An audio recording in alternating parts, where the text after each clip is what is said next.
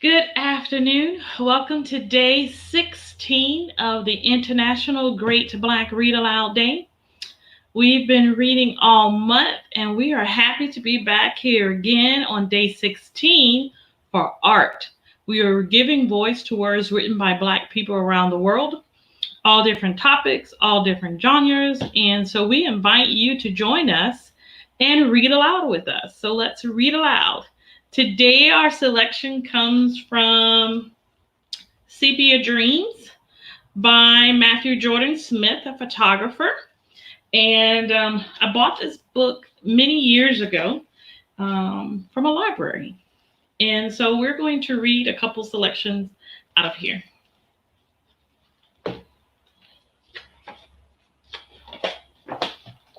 A reminder that today we're reading about art, so you can find something about art written by Black people. That would be wonderful. Doesn't matter where you are in the world. My sepia dream began in a small town in South Carolina and came true as a result of my own determination and the devotion of some incredible mentors. My most devoted mentor, and later my biggest fan, was my beloved preacher father. When I was 12, he taught me how to use a camera and became my favorite partner in art when, to my sister's dismay, he turned our bathroom into a dark room and taught me how to develop my own pictures. Knowing I was painfully shy, he showed me how the camera could become an extension of me, letting me reach people with images even when I couldn't reach them with words. My other important mentors include the guidance counselor who told me to make a career out of photography, the photography professor who encouraged me to go to New York, the incredible photographers who trained me, and especially Susan L. Taylor, former editor-in-chief of Essence magazine. She gave me my first feature, hiring me to photograph Anita Hill at the height of the tumultuous Clarence Thomas confirmation hearings. When I stepped out on my own to make my dreams come true, I found that the support I received from these mentors was indispensable. I have traveled all over the world as a photographer, but the longest, hardest trip of my life was from South Carolina to New York. I had no job and a place to stay for only 2 weeks. At that time, faith in my dream was my most valuable commodity, and in many ways it still is. Because I had a dream, I went from selling Armani ties at Bloomingdale's to photographing the models who wear them. Through faith in that dream, I have turned dedication, determination, discipline, and a lot of old-fashioned hard work into a life that exceeds everything I thought possible. As a child, when I first dreamed of becoming a professional photographer and looked for people whose lives and work could guide me, I searched for those who looked like me. Since there were no professional photographers living in my community, I turned to books. It took some searching, but eventually I found books on Black photographers such as James Vandersea and Gordon Parks. Just the existence of those books and those photographers made my dreams seem possible. Even those of us who have been lucky enough to have real life mentors can benefit from the insight and inspiration of others.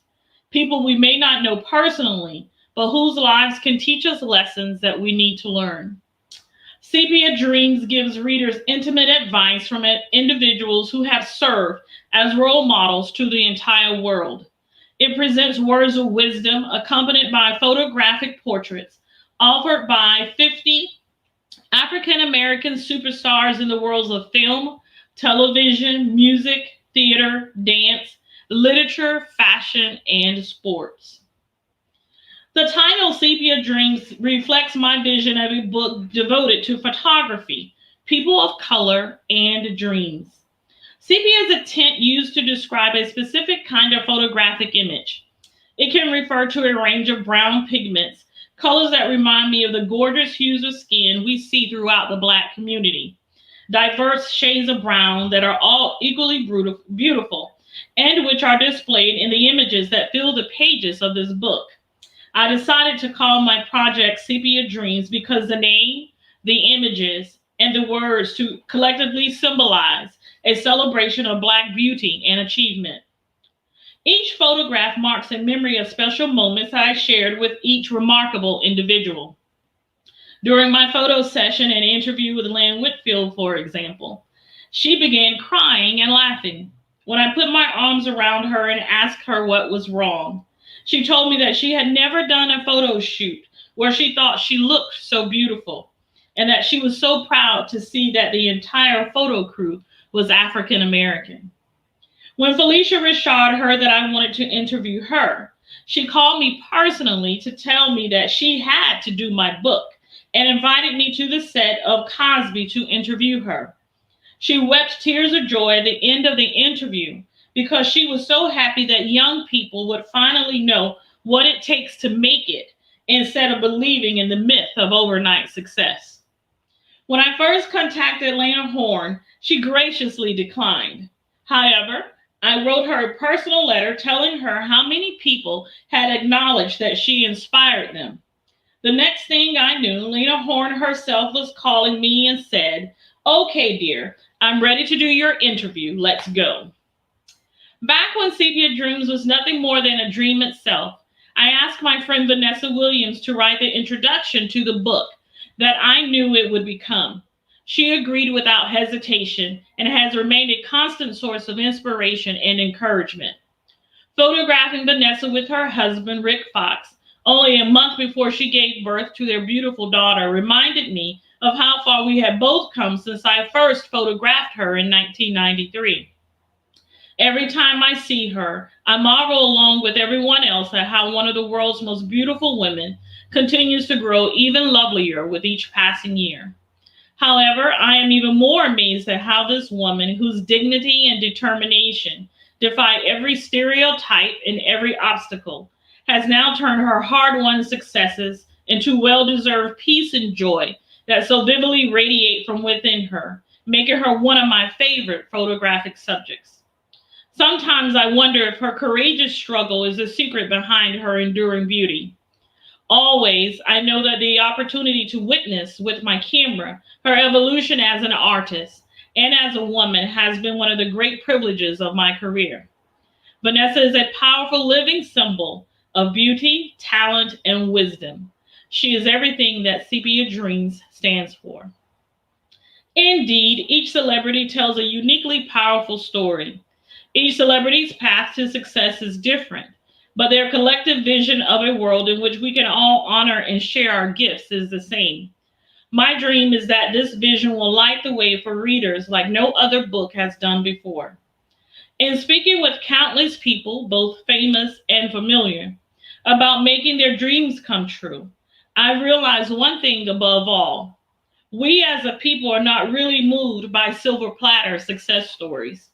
We are motivated by women and men who have cultivated the fruits of their labor with their bare hands and bold imaginations.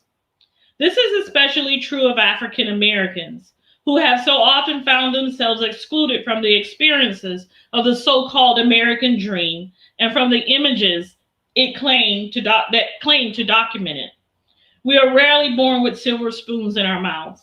And despite what some ghetto fabulous hip-hop videos would have us believe, African Americans know that even the most successful among us never go from projects to penthouse in the time it takes to sign a contract and cut a record. We know that living large means working long and hard, and we know that the path to success is much bumpier and less direct than an easy walk down the plush red carpet of movie premieres and award shows. But many of us have trouble finding the path, and those who do find it don't always know the best way to navigate it and stick to it until they reach their desired destination. I decided to create Sepia Dreams because I wanted to help others make their dreams come true, just as I was helped by the mentors who loved, trained, and trusted me. Sepia Dreams presents to readers in one package the knowledge and inspiration that it took these 50 celebrities years to achieve for themselves. Most of us have to rely on faith and luck to make contact with people who possess the vital knowledge that we need to succeed. Sepia Dreams makes that connection for readers so that they can begin making their own dreams a reality. I offer Sepia Dreams as a colorful map, a motivational model, a guided tour of success. And I hope that it will do for African Americans what those early books about Black photographers did for me. Together, the words and images allow the reader to experience the power of each celebrity's physical presence as well as their professional and spiritual knowledge.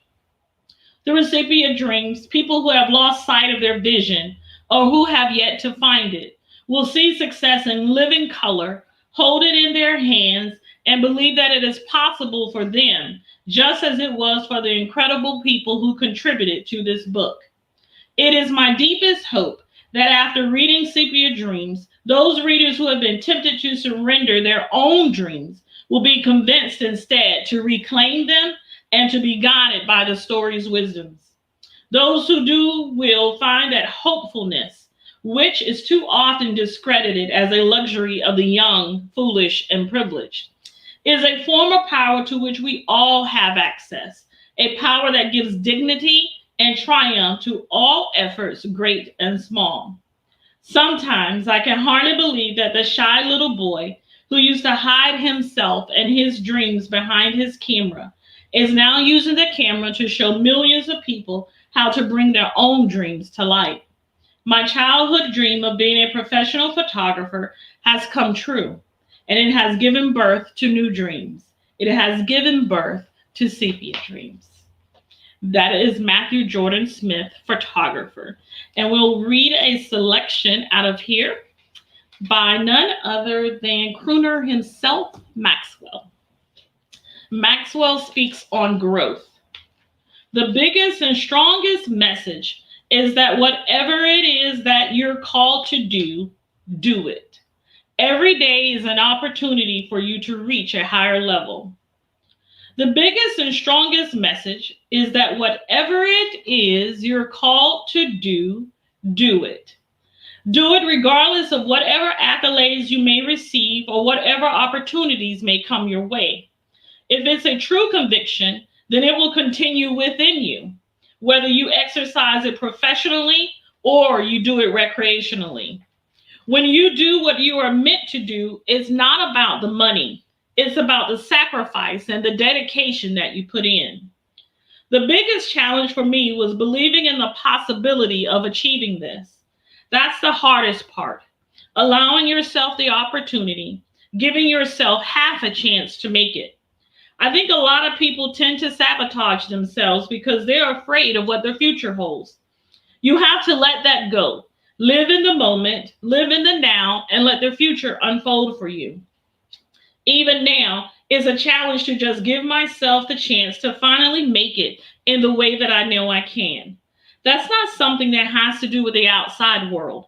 It's something more quiet and internal than that. I think that my success was blind faith. I didn't really expect too much.